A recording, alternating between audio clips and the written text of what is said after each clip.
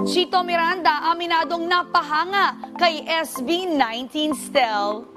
Inamin ng Filipino singer-songwriter Chito Miranda na nung sinabi na meron silang makakasama sa The Voice Generations na mula sa Filipino boy band group na SB19.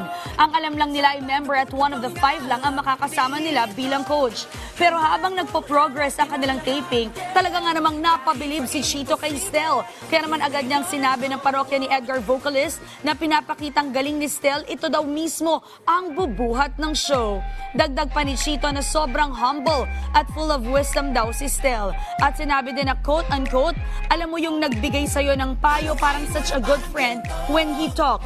I just find him amazing. Matatanda ang nag-premiere ang The Voice Generations last August 27, 2023 at kabilang sa mga coaches nito ay sina Billy Crawford, Julian San Jose, SB19 Stel at Chito Miranda.